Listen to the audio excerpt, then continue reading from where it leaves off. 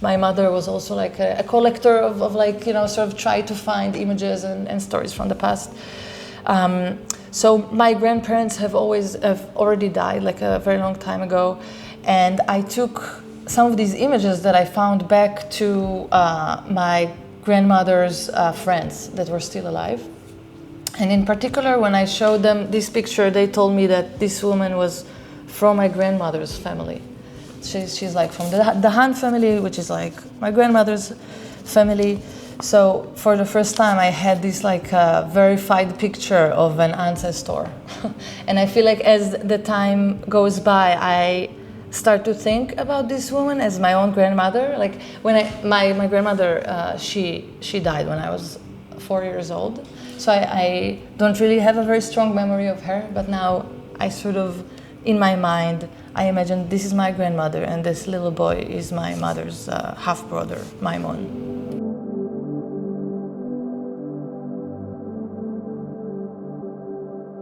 So thank you for having me. I'm an interdisciplinary artist. I work with different materials and techniques, and I sort of move between technologies and crafts. And in my works, I think about objects and about tools and about places and narratives.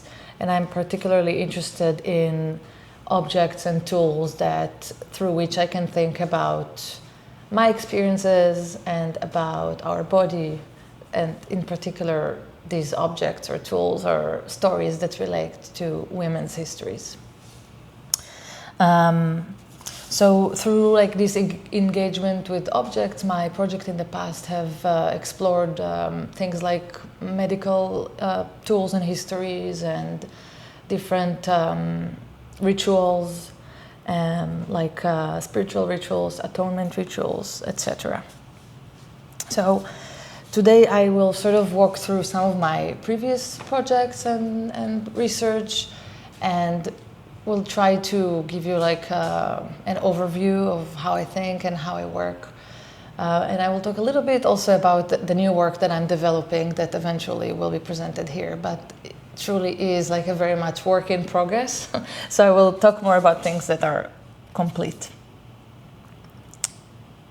Okay, so in my current research and work, I'm looking at a very peculiar object. It's a reading tool that is used in Jewish traditions, and it's called Yad. And in Hebrew, that word means a hand. So this tool is a pointer that is used to read the Torah scroll, which is the text that Jews read every year. And the function of the tool is to allow the reader not to touch the scroll in order to protect it from the hand. So basically pointing to something that we cannot touch. So my project that I plan to present here in the house in the fall of 2027, I call it 5 Hands. And it will feature a new body of work that is highlighting my ongoing archival and embodied research on tools as purpose-based objects and objects for remembering. I'm working on collages, assemblages, and also a video essay. And like what you see here is like sort of a very rough render of some of the stuff that I've done in the past couple of months and years. Focusing on this tool, the Yad, I think about its connection to personhood and to objecthood and to political control. And I think of the Yad as a surrogate for a negative space, as a prothesis, and as a tool that points to something that we can't touch. And I also think about the Yad as an object that belongs in this category of learning and knowing, and relates to reading and to the act of reading together. And because we use it to avoid touch, it's also a tool that makes us think about distance. It also invokes questions about what distance might mean, and purity, and what is sacred, and how we define these terms. Another reason why I'm interested in this tool, because historically it's like a very gendered tool. Like historically, mostly men have used it in order to read the Torah, because only they were allowed to read in this text.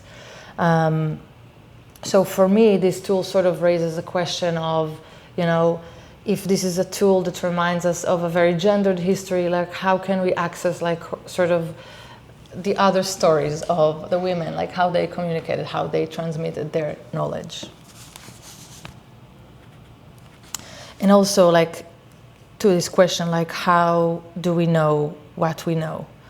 So often in my work I engage with archives, and when I go into the archive, a lot of time I am interested in very specific and personal narrative as they relate to the lives of women, as I said before, like sort of histories that I can embody personally.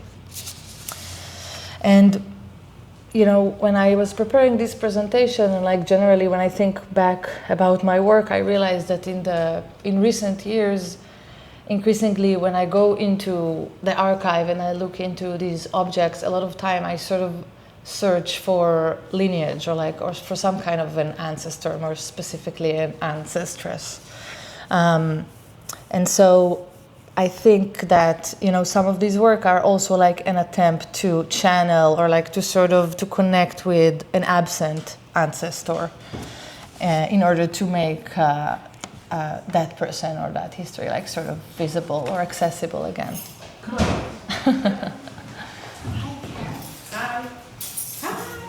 Hi. Hi. Hi, Karen. Okay, thank you guys for joining us. Now the room is almost full. Okay, so until now I sort of gave like a very brief, quick overview of how I think, and I will go now into talking about maybe like my biggest last project that I did, like a bigger project that I did that, okay, I will just continue talking about it. But it's like this exhibition that I had in 2022 called Looking for a Village, and we're looking now at like an installation view. So, you know, I was just talking about how I'm interested in working with archive and like sort of channeling some kind of an ancestor that I've never been able to find or like meet, you know. And so in this work, I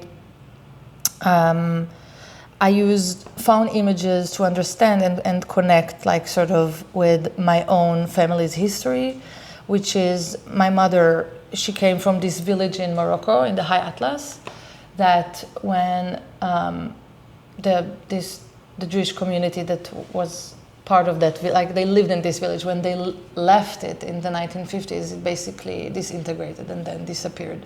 So it's like this place that my family is from, and it doesn't exist anymore. Like if you look for it in the map, or like if you go there and try to find it, it's not there. So I guess at the core of this project was the question, like how can I sort of find a place that doesn't exist anymore? And so through this work, I returned to that place in order to try to remember it. And the way I write this word, like to remember, as in like to remember in order to put back together something that was unraveled or like disintegrated by history and by, you know, dislocation and immigration. So the village, the name of the village was Asamer, and it's a place that I have like no material inheritance from, which means that like we don't have any images from there in my family. We don't have any objects from there.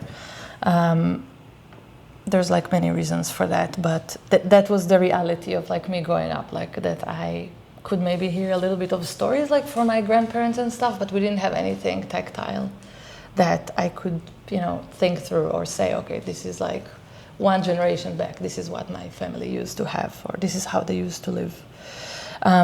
So, and in a way, like the disappearance of this village is also like for me, I think about it like as a painful monument to sort of the disappearance or like the epistemic erasure of this kind of identity of the Arab Jewish identity that was happening through the creation of the state of Israel and like the Zionist narratives and ideologies. And I will also talk a little bit about like, you know, thinkers and writers that like influence the way that I think. So here I bring Ella Shohat, who is like a Jewish Iraqi professor. She's a professor, American professor at NYU. And she had written this essay titled Sephardim in Israel, Zionism from the Standpoint of its Jewish Victims. And she had written this in 1988, so it's pretty old. But in this essay, she takes Edward Said, really famous work, Zionism from the Standpoint of its Victims, where he talks about the Palestinians. So Ella Shohat sort of takes this framework and articulates or like weaves in also the Jews of North Africa and the Middle East, and talks about how sort of this ideology also was like an oppressor towards Arab Jews and not only towards like Arab Muslims in the Middle East. So she thinks about this Arab Jewish identity through the lens of displacement and co-option, and she reclaims like this identity of the Arab Jew. So Shohat theorizes a thing that I come to think about like this wall or an obstacle that I sort of need to traverse in order to like access like this kind of history, like one generation back from the time before my family had immigrated to Israel. So part of that project, Looking for a Village, was a video piece that I created. This is called Jerusalem. It's a 2-channel video that I created from footage of a different film that I found there is a film archive in the Hebrew University in Jerusalem. It's called the Steven Spielberg Film Archive. It sounds like really fancy, like a Hollywood studio, but it's actually a room like 2 floors down under the ground with a bunch of cockroaches. And so there is it's really interesting. So like my family, they immigrated from Morocco to Israel, and they first, they made their journey by land, and then they arrived at the Mediterranean, and then they boarded this ship called Jerusalem. And this is the boat that brought them to Israel in 1956. So actually, one of the things that I heard about the most from my grandparents is about that ship. I mean, this is like the one story that I remember from my grandparents from before they came to Israel. So when I started researching for this project, I was really interested in the ship. And then suddenly one day I found this group of images at Harvard University. They have like this website for digital collections. It's called Holies. And they digitized the entire Zionist archive. So it's easier to access some images from the Middle East through the Harvard University archive. So anyways, I found a group of images there, and they were titled Immigrants from the High Atlas on Jerusalem, 1956. And I was like, oh my God, I'm gonna find like pictures of my grandparents or whatever, and my mother maybe. And then I open it and I realized that it's actually, it's not real. It's like some kind of theatrical staging of immigrants on the ship. So it was like this film that was commissioned by, I have it written here, the exact name of the thing. It's like the Fund for Israel. It's like this fund that tried to fundraise money for donation to Israel among like American Jewish communities. So they created this film in order to fundraise money to build cities and settlements in Israel for these new immigrants that came from the High Atlas. So everything on that ship was staged, but it was pretending to tell a story of people like the people in my family. So now, but the problem with that story, that it was like extremely, like the narrative was extremely racist and like very, it's like it comes from the sort of worldview that also Ella Shohat describes in her essay of how the people that were sort of created the Jewish state, and they came from Europe the way that they thought about Arab Jews and the people that came from these areas of the world. And they thought that like they were not educated, and like they had poor hygiene, and like that they needed to learn how to take care of their children and so forth and so on, like really horrible narratives. So what I did with this film, the original film was titled the Lachish story, which is, Lachish is like sort of the area where these immigrants, that when they were brought to Israel, this is where they were settled.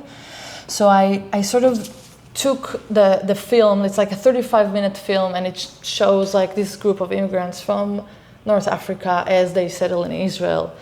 And I removed the sound, because to me that was like the problematic part. And I cut it up and selected like several elements that were interesting to me, and then I like sort of edited it as a loop with the idea that like immigration is not like a linear thing where like you leave one place and you arrive at from A to B.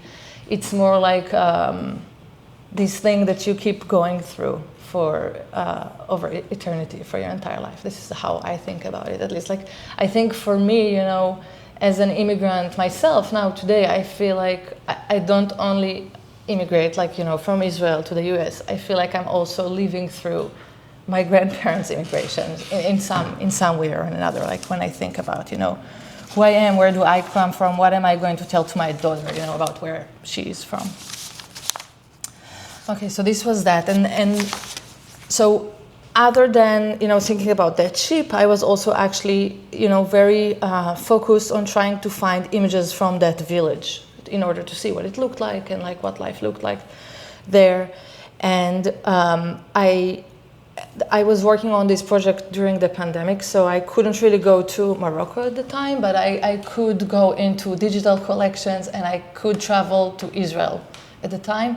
And at the Israel Museum, there's a very large collection in the Information Center for Jewish Art and Life. And so I spent a couple of weeks there going through their materials, and eventually I found one image from the actual village. So the back of the image read, and there is somebody here who's like more French than me for sure, I will try to say it. It says in French, Femme juive à son fils un jour de fête, Melach à sa mère. And so in English it means a Jewish woman and her son on a holiday, and Melach à sa mère, like Melach is in Hebrew and also in Arabic it means salt, but like it's a word to describe like the Jewish quarter in an Arab city. I guess like there's an historical reason in the use of salt in those areas, but it's like a name that is used to describe like if you go to Rome, there's like the Jewish quarter. So in this North African city, the Jewish quarter was called Melach. And so this image was from there, and there was only the name of the photographer, not the name of the woman. The photographer is Elias Harous, who is a very famous Jewish Moroccan photographer. That there were there's a lot of work from him from that area, and I sort of already knew his name because my mother was also like a collector of like, you know, sort of try to find images and stories from the past. So my grandparents have already died like a very long time ago, and I took some of these images that I found back to my grandmother's friends that were still alive. And in particular, when I showed them this picture, they told me that this woman was from my grandmother's family. She's like from the Han family, which is like my grandmother's family. So for the first time, I had this like verified picture of an ancestor. And I feel like as the time goes by, I start to think about this woman as my own grandmother. Like when my grandmother, she died when I was 4 years old. So I don't really have a very strong memory of her, but now I sort of, in my mind, I imagine this is my grandmother and this little boy is my mother's half-brother, Maimon. Okay, so other than, also going through the images, I was also, as I said, like in the beginning of the talk, I'm really interested in objects, and in particular objects that are either made by women or like used by women. So I've used some of these images in order to like extract objects from them.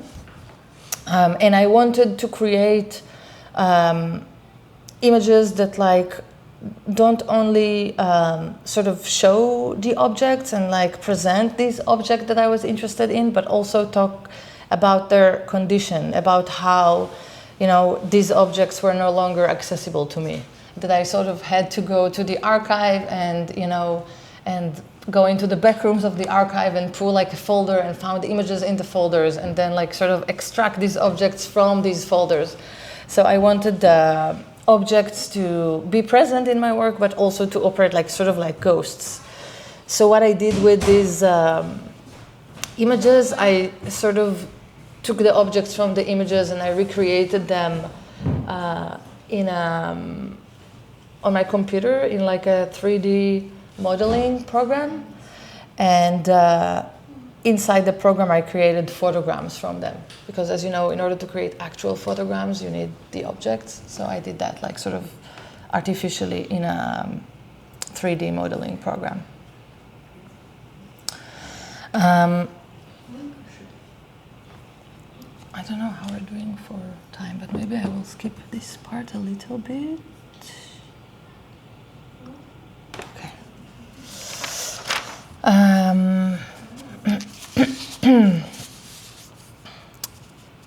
So, while my work in the archive came, like, first of all, from this need to fill some kind of gap, my sort of interest in the archive also driven by a desire to free objects from the institutional narratives that they had, and to give them like more of a personal, private, contemporary life again. And so one of the objects that were really interesting to me that I found at the Israel Museum is this amulet against miscarriage that is from Morocco. And this is, as you can see, it's like a bunch of objects. I don't know if you can see it very well. There's like a seashell, there's a lock, there's like pieces of metal, or like maybe things that came from other objects. And it's hard to see it from the picture, but it's like pretty big. It's like about this size. So it's like a woman that collected these objects and put it together with a thread, and then they would put it on their walls, because they believe that these objects have some kind of a magical or like healing power, and they would use it to protect themselves against miscarriage. Now, this is something that like really resonated with me. Like at the time I was trying to get pregnant, and then later I did get pregnant, and like also it really related to what I did know about my grandmother and her life. So that village where they lived was a very rural area. They didn't have any access to like healthcare, like real healthcare, or like reproductive healthcare. And I knew about my grandmother that she endured several miscarriages before she was able to carry a pregnancy to term. And it's like sort of this thing that my mother had this fear around her pregnancy, and I had this fear around my pregnancy. And so I decided to sort of recreate the same thing for myself. And so I wanted also to have like these found objects from Morocco in the same way that these women used to do for themselves. So I like scanned images from books, or like I printed them off the internet of things that I could find, and then I cut them and put them together and put them up to my wall. And I don't know, either it worked, or like I don't have a problem with carrying a pregnancy to term, but it worked for me. And then I sort of like, I made two of them, and one of them I printed as a handout when my exhibition was up at the Tel Aviv Museum of Art. And I was hoping that, you know, people will take it and use it like as amulets on their walls again, and like sort of give this object a life again, like I said before. Okay. So as I was sort of immersing myself in what I like to collect, the Jewish Cultural Archive, although there's like no institutional like one Jewish Cultural Archive, it's more like something that I go through. I look at the Jewish Museum, I look at the Magnus collection, and a lot of different places. But as I was like sort of obsessively looking into these places and collections, I kept seeing the Yad, which is like what I started talking about in the beginning. And it was like perhaps the most like ubiquitous object in these collections. And the reason why I'm interested in the Yad is not only because it's like inside the Jewish Cultural Archive and this is what I'm thinking about right now. It's also because actually tools are really interesting to me in general as objects that teach us about our needs, about like technology, about our bodies. And so when I look at a tool at my work, I'm really interested in like sort of the story that it tells, just like by it being itself, but also like what kind of story I want to tell with it. And so some of examples of like tools, other tools that came into my work in other previous projects, for example, this is from another large project that I had called Zion, that I did between like 2019 and 2020. And these three images are just like these test prints for a series that I called Artifacts. And it's a project that I filmed in two different locations in the US. One of them is the city of Zion in Illinois. It's like a small town an hour north of Chicago. I was living in Chicago at the time. And then the Zion National Park in southwest Utah. It's like a gorgeous, beautiful place. And so, as somebody that, moved to the US from Israel just 2 years prior, I was really confused and like sort of surprised that I found out there's so many places in the US that they're called Zion. And I sort of like wanted to go to these places and, think about, this need to name a place Zion and what does that mean, like psychologically, what is the psyche of the group of people that go to a place and call it Zion, and like to sort of think about Zion not as an actual place, but as a category or like as an idea. And so like that first place that I looked at, like Zion in Illinois, is like it has a very interesting history, and there's also like this nuclear power plant there. So there's like all these like little stories that like were interesting to me in connection to the Zion that I knew, like Israel. But then in the Zion National Park, I went there and that project I filmed like these two chapter video work, like one of them in Illinois and one of them in Utah. And so in Utah, I was talking to two people there. This guy, Mike, who lives outside the park, and then a park ranger at the park, Kelly. And with them, I like sort of talk about the history of Zion National Park and this area. And I asked them about land acknowledgement and specifically Kelly, like how can one make amends with like sort of the history of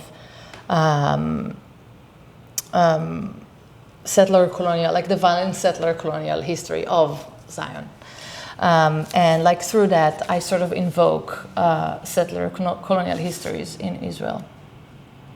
And so like going back to this, like these are all tools that I found at the collection in Zion National Park. There's like a huge collection of objects and like specimen there.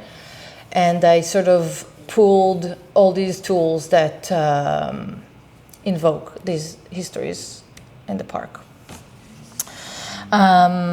And so back with the Yad, when I was looking and collecting all these objects, I also noticed that some of them actually reminded me of surgical tools.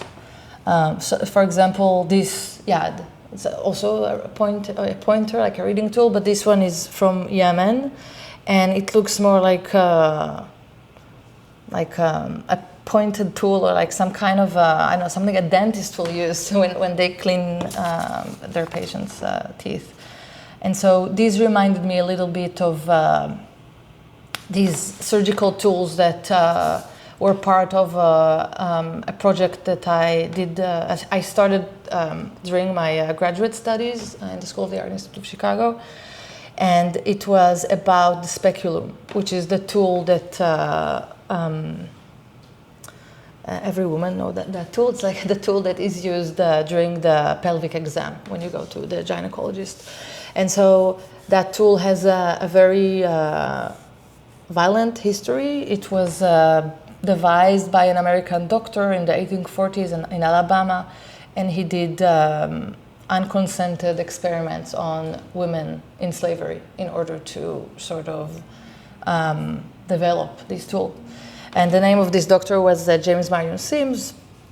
And so this series that I'm showing you now is like a series of embossings that I created that trace out the outlines of the surgical tools that he used in his experiments.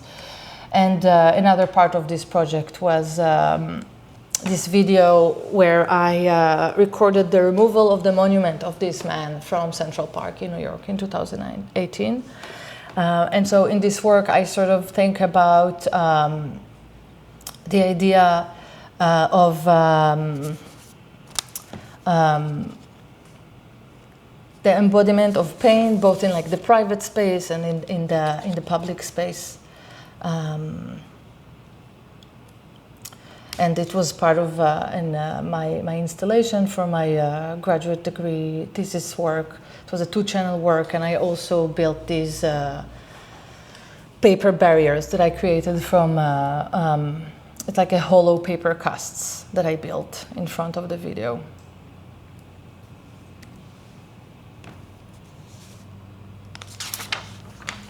Okay, I'm just going to take a bit of a sip of water here while you look at this clock. So most of the works are video works and photos, is that right? Generally in my work. Because some of them, I don't know, it's painting or collage or... So on the screens what you see is like a 2-channel video work, and then in front of it is a sculpture made of paper.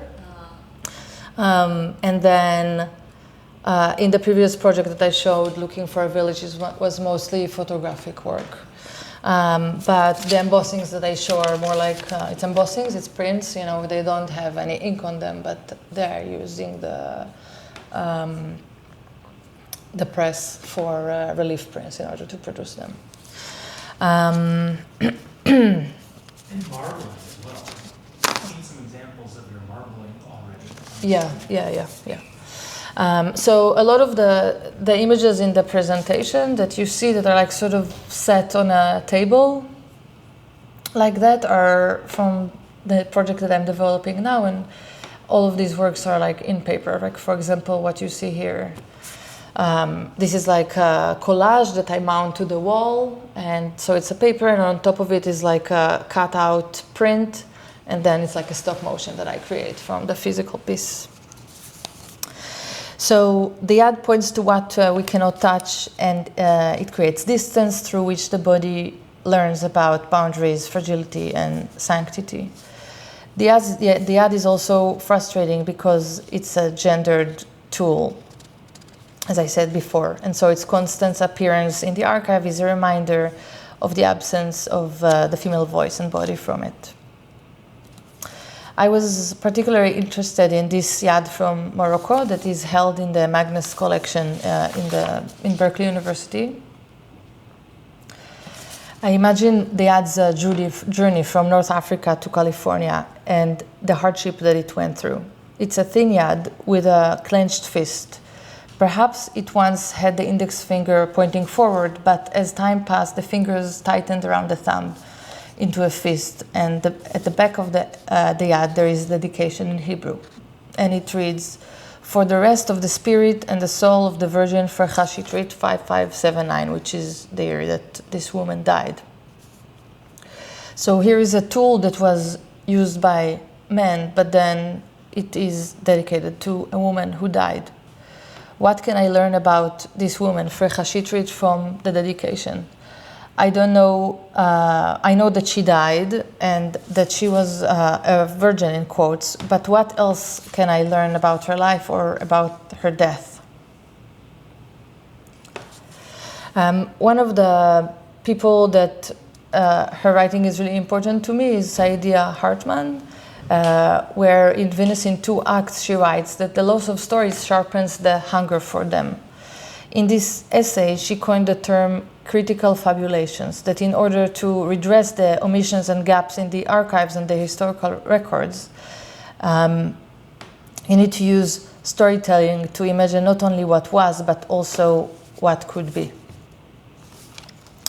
Hartman writes, one of the things that I was really struggling with thinking through Venus in Two Acts was the violence of the archive and the way power is registered through absences and silences, the obliteration of lives and the things that we could not know. I wanted to topple the hierarchies that determine how we know things and who people are in the world. And so I was thinking about the relationship between history and the violence of the archive, as well as its fiction and its elasticity. So as I tried to imagine the funeral of Fashit, I imagined the rabbi praying and her relatives reading the Kaddish, which is like the prayer that we say in the Jewish religion when somebody dies. Later, someone will dedicate this Yad to her. They will go to the Yad maker and they will dictate the dedication to him. I think about the women at Farhad's funeral. I imagine them as I remember the women lamenting at my own grandfather's funeral 32 years ago. I can hear them in my head, singing and crying together, and the pain in their voices is so visceral that it echoes and moves through my body. The Yad points to something that cannot be touched. It holds a distance. I think of the Yad's intelligence as useful for thinking about the body, about space and time, and about lineage. Maybe I can learn from the Yad about how to make visible something that is far, inaccessible, or absent, how to materialize this distance. At the Pollock-Krasner house, I want this project of mine, Five Hands, to operate like a Yad, pointing to things like an index in a special collections library. And so I'm working on wall-mounted collages and on research table assemblages and sculptural relics that I hope to install throughout the house. And through that, to think about the connection between body and text and between body and place. In addition to the physical pieces that I'm working on, I'm also working on a video essay that will activate the materials that I've been compiling during this inquiry. And I'm in particular also right now working at the New York Public Library picture collection, where I'm like I'm using that as like my closed circuit internet for finding like sort of ideas and images. And so this brings us to the end of my presentation. Thank you.